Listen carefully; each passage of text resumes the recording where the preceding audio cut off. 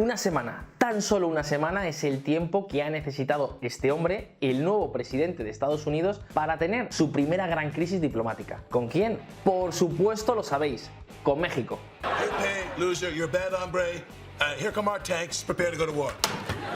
Donald Trump es único. Tal vez solo él sea capaz de retar públicamente a un presidente extranjero, en este caso a Peña Nieto, diciéndole por Twitter que si no va a Washington con la idea de pagar el muro, mejor que se quede en casa.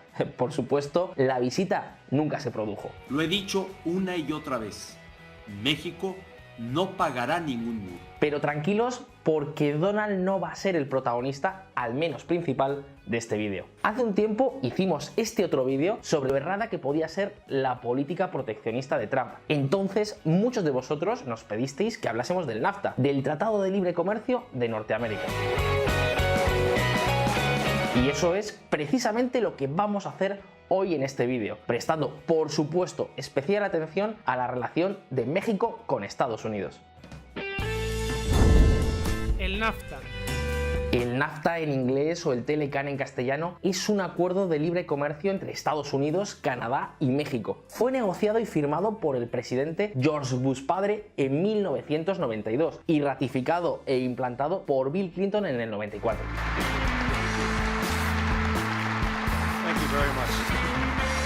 Es decir, el NAFTA ha sido apoyado en Estados Unidos tanto por demócratas como por republicanos. Pero haciendo un poco de historia, prestemos atención a cuáles han sido los acontecimientos en el lado sur del río Bravo. Viajemos hasta mediados de la década de los 80. En aquel momento, México estaba agotado. Su modelo era el de una economía cerrada y la verdad ya no daba más de sí. La situación de crisis era casi continua. De hecho, fue en ese preciso momento cuando comenzó realmente la emigración masiva a Estados Unidos. Y ojo, no hablamos de cualquier cosa, sino de una de las mayores olas migratorias de todos los tiempos.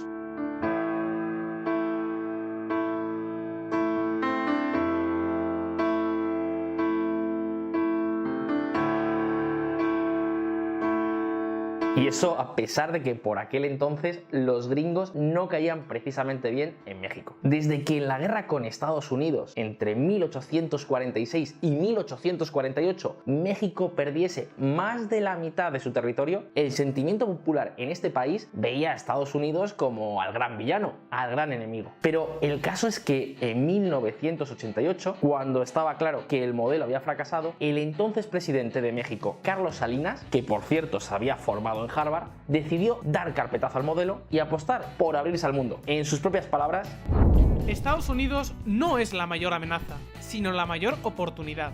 Y desde luego los líderes estadounidenses no perdieron la oportunidad. Se pusieron manos a la obra y decidieron apostar por extender a México el acuerdo de libre comercio que recientemente habían firmado con Canadá. Así surgió el TLCAN, el NAFTA. Desde entonces las relaciones entre Estados Unidos y México se han multiplicado, casi exponencialmente. Hoy estas relaciones entre ambos países superan ampliamente los 500.000 millones de dólares. Esto es una cifra altísima. Para que os hagáis una idea, por cada minuto que pasa, más de $1 millón en productos atraviesa la frontera entre Estados Unidos y México.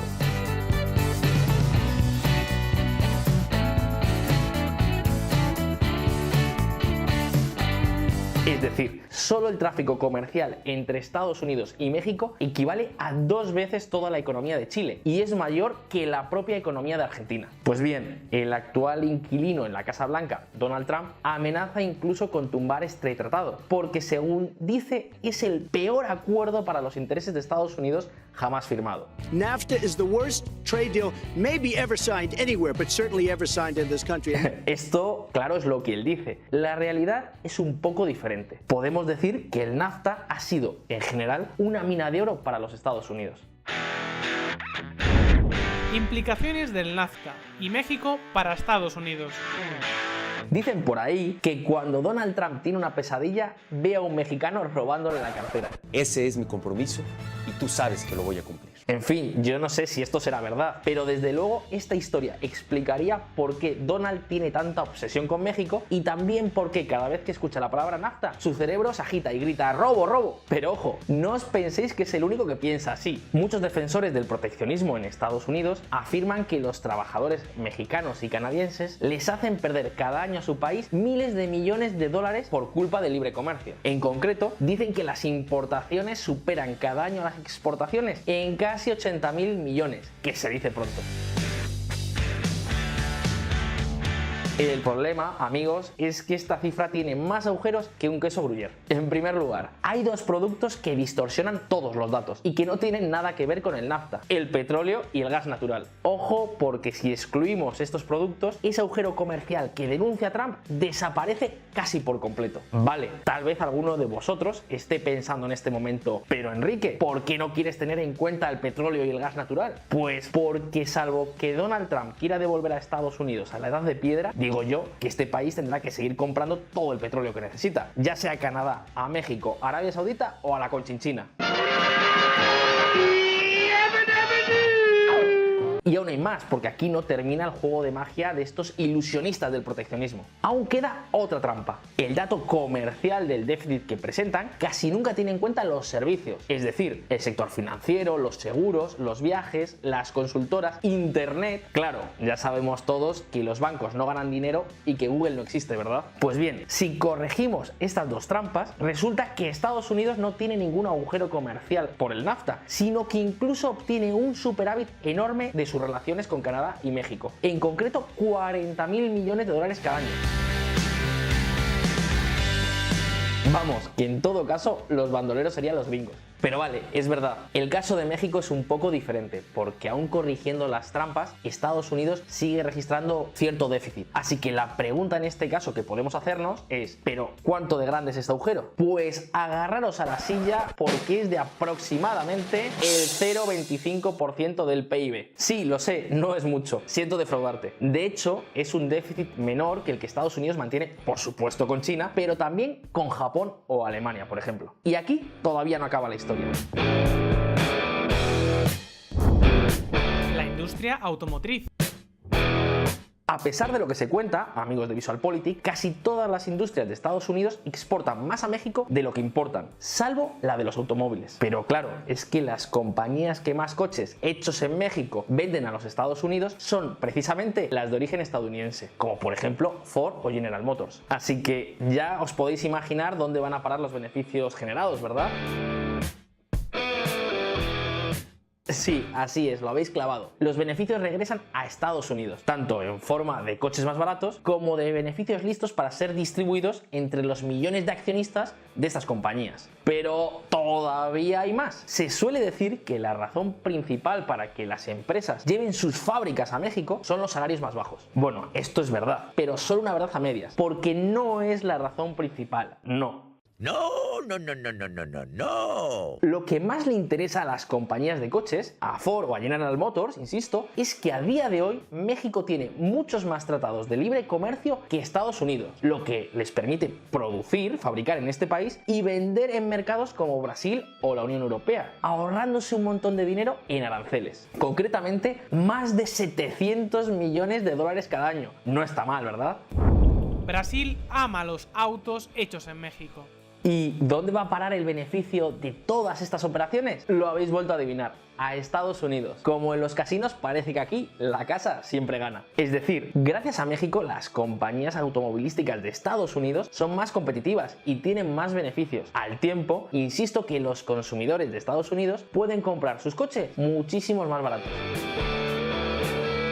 Llegados a este punto, una buena pregunta sería, ¿pero qué hacen los yankees con tantos beneficios? Pues como decía Bastiat, van a parar a lo que no se ve. Con más dinero en el bolsillo, los ciudadanos de Estados Unidos compran más ropa, van más al cine o cambian más de smartphones. Y suma y sigue, la ruleta continúa girando. Tal vez por ello las cifras de empleo en Estados Unidos estén en récord histórico.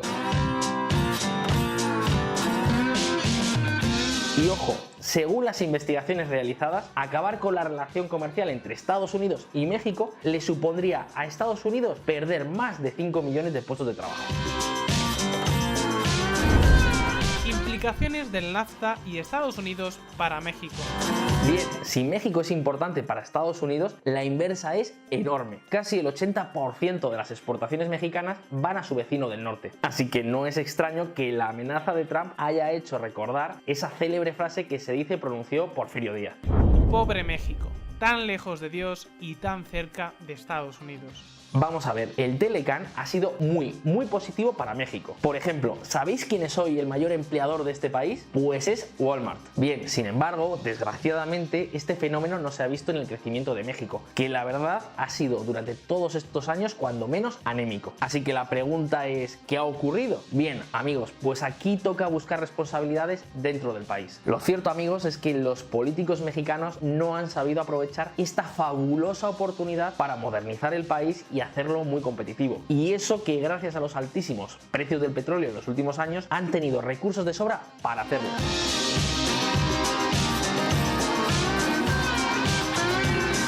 Pero como ya sabéis todos los que seguís habitualmente a VisualPolitik, malas políticas suponen malos resultados. Ahora bien, ¿quiere decir esto que México se tiene que arrodillar ante Donald Trump? Ni muchísimo menos. ¿Cómo se puede defender México?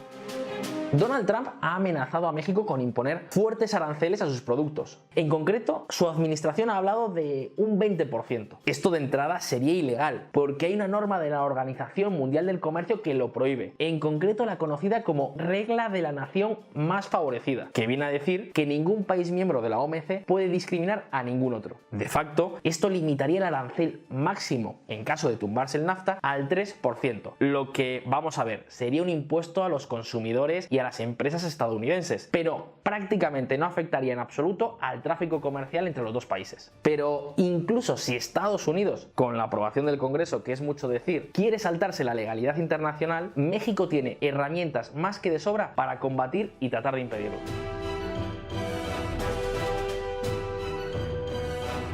Primero, pueden poner de su lado toda la influencia de las grandes multinacionales, que podrían perder miles de millones de euros que han invertido en México. Y, ojo, no hablamos de 3 o 4 empresarios, sino, por ejemplo, de todos los trabajadores de estas empresas y también de sus accionistas, de millones de ahorradores en los Estados Unidos. Y en segundo lugar, las relaciones entre Estados Unidos y México no son solo comerciales. Inmigración, narcotráfico, terrorismo. Si Trump ataca, México podría contraatacar, por ejemplo, lavándose las manos e inundando Estados Unidos de droga y oleadas de inmigrantes de diferentes países de Latinoamérica. Lo cierto, amigos, es que Estados Unidos y México se necesitan mucho más de lo que parece. Y desde luego, México no está en una posición tan débil como Trump se cree. Parece que Peña Nieto, aunque es imprevisible, esto sí lo ha entendido. Y desde el gobierno de México se dice, muy bien, hablemos del NAFTA, renegociemos el tratado, pero también vamos a poner sobre la mesa el resto de acuerdos. Bueno, ¿tú qué crees? ¿Debe México defenderse con uñas y dientes, incluso a riesgo de desencadenar una guerra comercial? ¿O acaso debe ser paciente, dar largas y buscar algún tipo de conciliación? Esperamos vuestras respuestas, nos las podéis dejar en los comentarios y así podemos abrir debate. Por supuesto, si os ha resultado interesante este vídeo, no olvidéis darle a like y suscribiros al canal, a este y también a nuestra versión en inglés, que la verdad creo que está quedando de cine. Y por si fuese poco, también nos podéis ver todos los domingos en La Vanguardia. Por cierto, si queréis conocer más sobre las políticas económicas de Trump y en particular qué gran error está cometiendo en el Pacífico, no te pierdas este vídeo.